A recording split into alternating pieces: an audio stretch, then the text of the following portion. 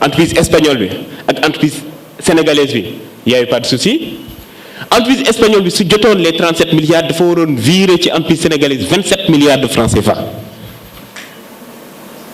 entre temps nag mu dakkal contrat am ak Sénégal yi parce que jàpp na ne amul ci moom confiance parce que daf ko jéem a escroquer wane nañ ko léegi coow li nag foofu la lan moo tax gaawantu décaisser 37 milliards te defoo les vérifications FIFA yow soo egsee fekk une direction c'est l'actif et le passif moom ngay hérité nan ngay def pour préserver ces deniers là donc ñun on a toujours dit que deux objectifs la ñu am en ligne de mire premier objectif c'est nan la ñuy def bu 37 milliards yi nga xam ne décaissé nañ ko du nax saay c'est-à-dire mu dem ci Sénégalais yi ñu électrifier ci ay villages le deuxième objectif c'est que nan la ñuy def pour préserver quand même ce projet parce que c'est 91 milliards de francs CFA te mën na électrifier 1740 localités minimum loolu moo nekkoon suñu deux objectifs en ligne de mire alors bu ñu defee loolu premier problème bu ñu amoon c'était avec l'autorité de régulation de la commande publique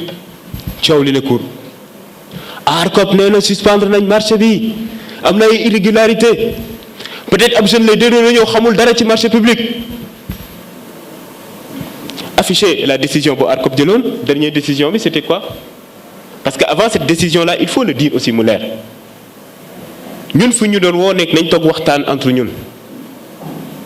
man ma ne nit ñi suñu mënee toog waxtaan entre ñoom nañ ko def mais man je suis l'autorité contractante benn affaire moo ma intéressé na ñuy def ba exécuter électrifier ay village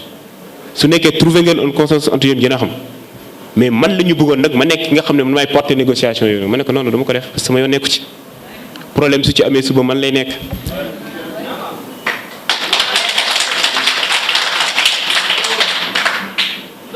bu ñu defee seen synthèse négociation ARCOP saisir ma ne ci synthèse yi lu ñu lay recommander mooy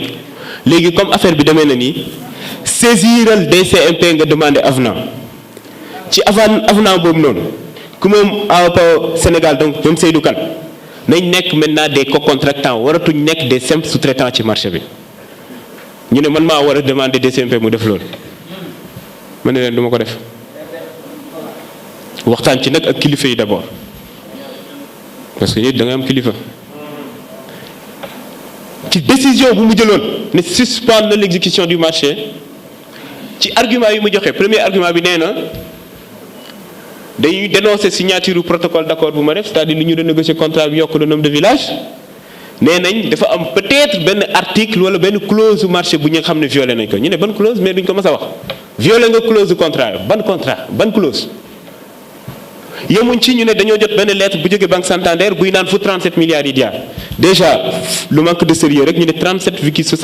733 milliards alors que avant su ñu joxe c'est 36 milliards virgule 7 37 milliards yi fii la jóge déjà erreur la pour montrer le niveau de manque de sérieux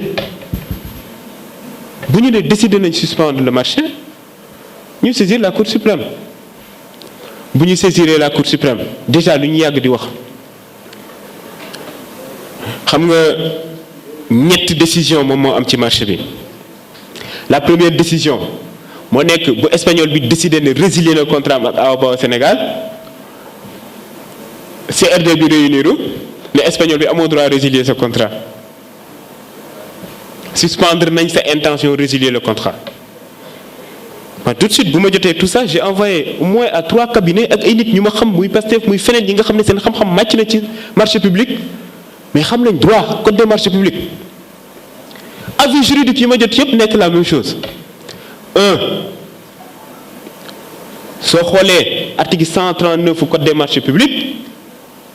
moom CRD bi amul droit benn tiers au contrat c'est-à-dire ku nekkul ni autorité contractante ni titulaire du marché saisir ko saisine laa wax moom mën a réunir na ba ne jël na décision amu ci droit. deuxièmement mu ne moom dafa basé wu ci article 20 du décret portant fonctionnement organisation de l'ARCOP pour naan suspendre une décision ma ne ko lii nii du yoon juriste yi moo xam yëpp ñu xam code des marchés publics ne du yoon foofu te dinaa def benn révélation après passe nañ ma le DG de l'ARCOP Saër Niang à l'époque ñu waxtaan ma ne ko oui ma ne ma oui apparemment d'accord ak ñun ci suñu décision ma ne ko oui effectivement parce que demandé naa avis juridique yëpp nee nañu lu ngeen def moom tegoo leen ko fenn. mu ne ma da ngay door a ñëw xamoo marché public moo tax ma ne ko ah ok merci beaucoup monsieur le directeur général. Quelque temps après bu ñu defee renégociation yi la ñu door a corrigé wu ci le cabinet bi nga xam ne moom mooy représenté AOPA au Sénégal door a def dénonciation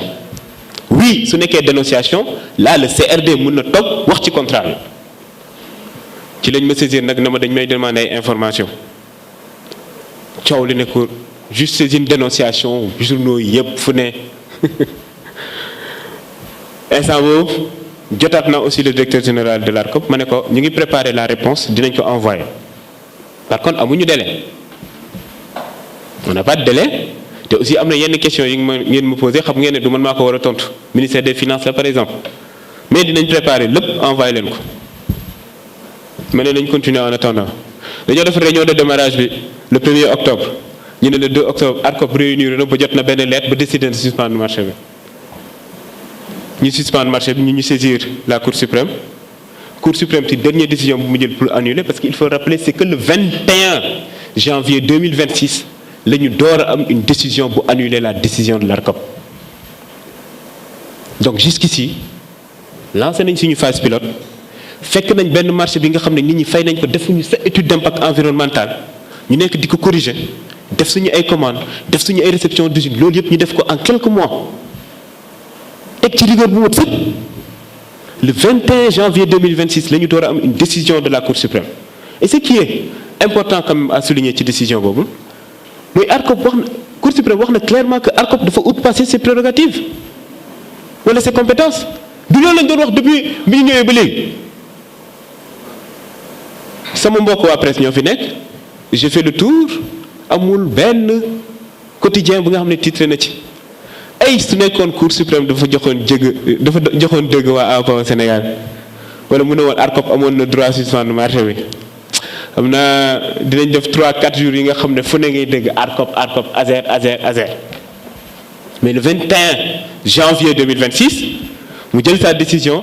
mais jox na ASER dëgg moom moo nekk dëgg ci marché bii nii kenn waxu ci kenn alors. nga demaat ci côté réalisation xam nga ñu bëri dañuy wax en réalité ba fu ñu toll nii tey amuñu woon droit électrifier benn village ci marché bi nii 0 village amuñu ci woon droit c'est-à-dire benn village amuñu woon droit électrifier ko ci marché bi nii parce que balaa ngay décaisser 37 milliards lancer un marché d'envergure comme ça la moindre des choses c'est de faire les études d'impact environnemental am na beneen marché bu nga xam ne renégocier nañ ko jëlee ko 706 villages yóbbu ko 1000 villages quelques semaines après bii nii lañ ko def aujourd'hui ngeen coow am ci ça fait 2 ans ñu nekk ci di daw di lijjante ba bientôt la ñuy door a dem def le lancement pour mën a accélérer.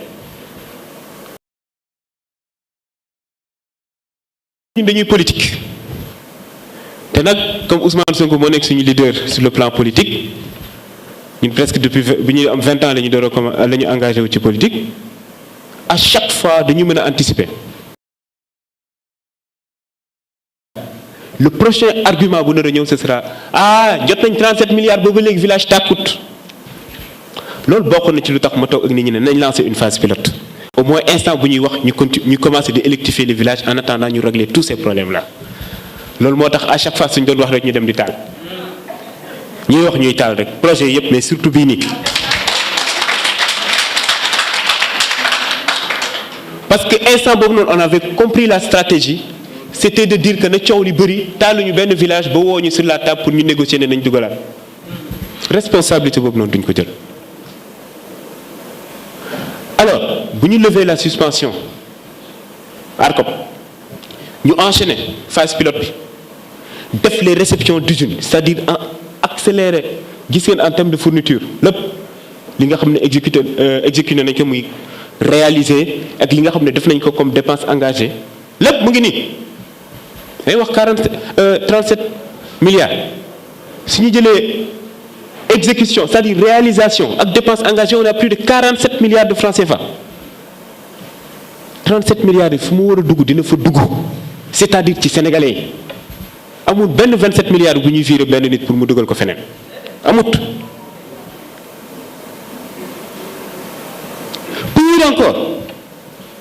man par exemple sama premier problème bu ma am ak espagnol yi c'était bu ñu commencé électrifier ay villages ma envoyé ay factures première facture bu ñu ma envoyé na ma dindi ci temps pour jël remboursement avance bi fay ma temps mu jël facture du rejeté ko avec une lettre laconique d'ailleurs ma ne ko jot nga 37 milliards ba pare coow li ne ko dem yéeg dem wàcc ba finalement oui quand on regarde le contrat on se rend compte que avance yi entre 40 et 80% lañ koy fay mais naka ci misaal EG mu ngi ko doon wax léegi nit ki su exécuté envoyé la une facture de 500 millions par exemple ne la ci 500 millions yi dindi ci 20 millions pour remboursement avance yi nga fay ma les 480 millions man ma ne ko loolu dama ko def parce que à ce rythme là doo mës a